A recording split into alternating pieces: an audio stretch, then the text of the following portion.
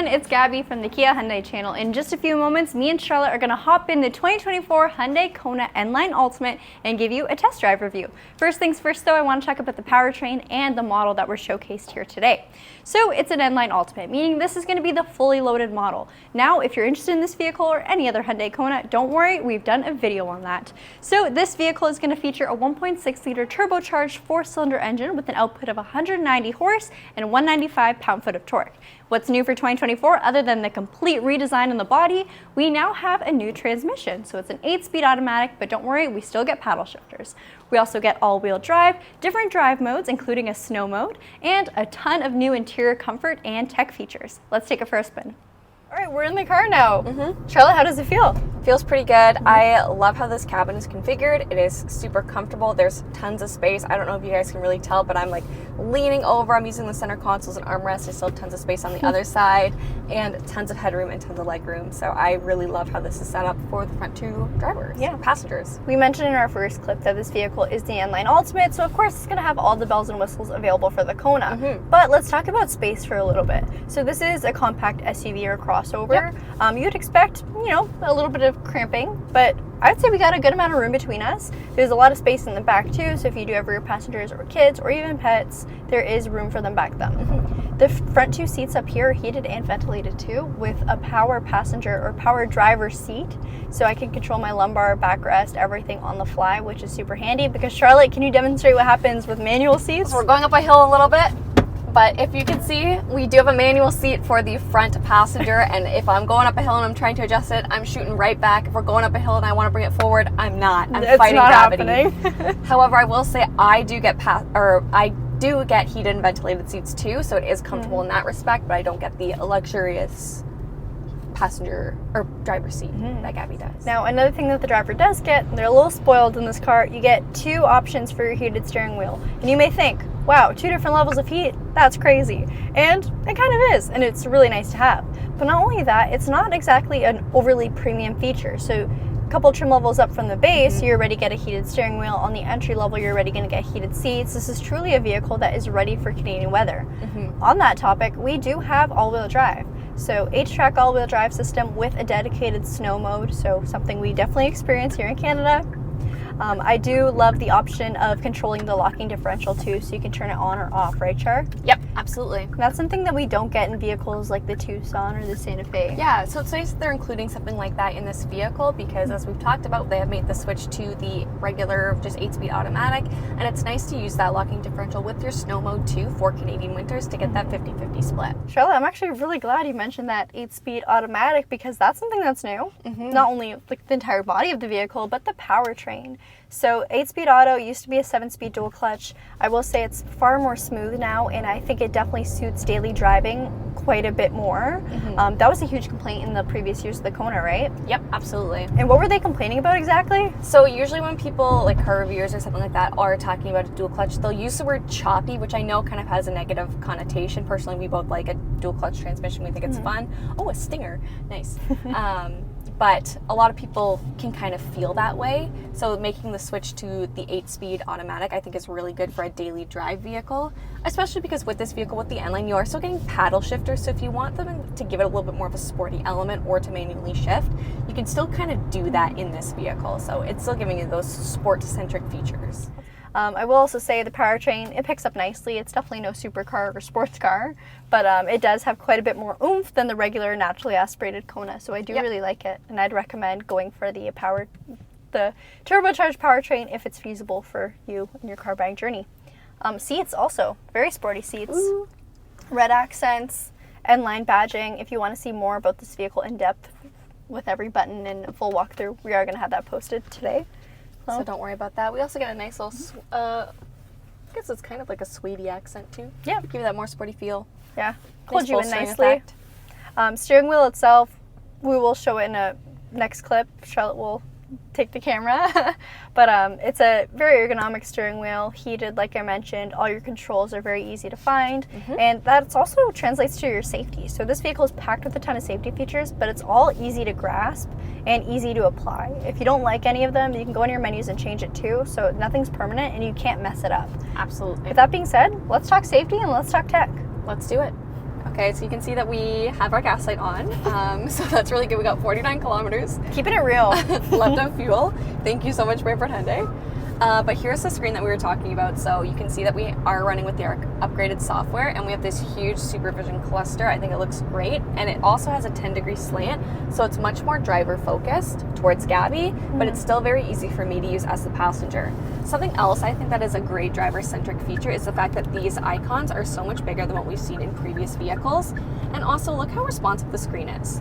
Now this vehicle, it does have integrated navigation, and with the Kona, that also unfortunately means that we do not have a wireless Apple CarPlay and Android Auto In this trim. In this trim.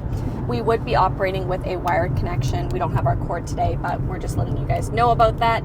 But again, you can see how big everything is, how easy it is to use. I also like that you can swipe down, and you guys saw how responsive that was. And this screen here, this quick controls, is also customizable. So you can add, sorry, there's a lot of glare right now, but you can add what it is that you like and what you don't like, and also adjust it. Could I Which is really cool. divert your attention to our blind view monitor for a second? Absolutely, please do. Every time you go to indicate a turn, whether it's to change lanes or to actually make a full-on left or right turn like I just did, it's going to show you exactly what's over there. So not only is that great on the highway when you're merging lanes, but think of it in the city. If you are a city driver, cyclists sneak up on you. Absolutely. Pedestrians, and not only that, parallel parking. Parallel parking is something that I always like to take my time, because if I curb my wheels, I will crack. And especially on a car like this where the wheels are actually really nice, it allows you to see exactly where the curb is. So check that out as I'm turning.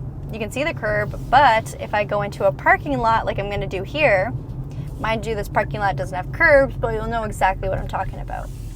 As I inch closer and closer, I can see exactly where my wheel is going to end up. So pretend that area is a curb. We're in it. We in it. Wheels will be curbed. I guess now's a good time to also show a 360 camera. Absolutely. So I will throw the car into reverse, and that is going to trigger our full 360 camera view. So let me just turn around. There's no real lanes on this parking lot. It's a commuter lot. Gotta love Brantford, but we'll make our own lane. So as you back up, you'll see we have our dynamic guidelines. So the more I turn my wheel, it'll show me exactly where I'm going to end up, and then that's just if I go straight back. You can also check out the actual 360 drop-down view. It's going to show me where my front end's going to be and my rear end. Let's straighten things out though, and reverse. I love dynamic guidelines. Driving controls, so I'm still paying attention to the road, guys. Don't worry, that's how easy it is, and that's how much I know these cars. Up at the top, we have our cruise control. So you turn that on, you'll set your speed with the toggles, and then you'll set your following distance. There's 4 preset following distances to choose from, and the best part is it works all the way up to a complete stop. So again, stop and go traffic, the car has it down pat for you. To the right of that, you have your steering assistant. So that button looks like a steering wheel with a lane beside it. Once it's on, my car is going to steer for me. So I'm not at that point in the road yet, but up ahead we have a bridge that curves. I'm gonna let my vehicle take the wheel, essentially. Or even here, we have a slight bend in the road. My hands are off the wheel, but I will be here just in case. And my car is gently providing steering instruction, making sure I stay centered. Lane brakes now because we're at an intersection, but still straight. And check out the road up ahead. There's a pretty sharp curve on that bridge. I'm gonna, again, hold my wheel, and then I'll let it go as we enter this curve. My car should take it for me. Just gonna, again, hold it just in case. Check that out. Isn't that cool? Now, you can't keep driving like this. You can't drive like this for 10 minutes and not have an issue. You do have to have some input on the steering wheel. So as long as you're holding the wheel and paying attention, obviously, you'll be okay. But it's nice, especially for those long, boring road trips. Yeah. Because it keeps you engaged too with its input. Because you're like, okay, my wheel's moving. Time to lock in. I'm going to show you guys the smart cruise control and how it stops and goes. So I have my speed limit set to 70, even though it's a 60 here, don't tell. But my following distance is 2 car lengths behind that Acura right over there. Now, it looks like we got green lights ahead, so we might not be able to see the stop function yet, but I promise you, hopefully we will at some point. So we're at a safe distance. If I go to hit my following distance button again, it's going to take me an even shorter length. So my car is going to allow myself to get a little bit closer to that Acura over there. If you find it's a little too close for comfort, hit the button again, go to 4 car lengths. The beauty is that you can customize it on the fly and nothing really changes except your vehicle's performance, how it's reacting. Now, I really hope for a red light. I've never hoped for that before. Yeah, so no one ever. It said no one ever, literally. But not only is this vehicle going to, of course, set the distance or keep you a safe distance, it's also going to steer for you at the same time. So you can have your smart cruise control playing in conjunction with your lane following assist. And all of that changes when you actually get onto the highway, because that becomes highway drive assist. Are you still with me? Are you following with me? I'm with you. So that means that the navigation data is going to flow through the system, and this vehicle is going to not only maintain a safe distance, but also maintain the speed limit. It knows if there's a sharp curve in the road ahead of you and will apply some light braking pressure to slow you down in a curve. It's just a very, very smart function. We've been looking for a stoplight for so long. Okay, my foot's not on the brake, but my other one's ready just in case. And my car is coming to a halt. Can you imagine the light turns green right now? It does. Of course it does. But, alright, you guys saw us slow down. Now you can see us speed up. My foot's still not on. Check that out. We're back up to speed. Following distance is still enabled.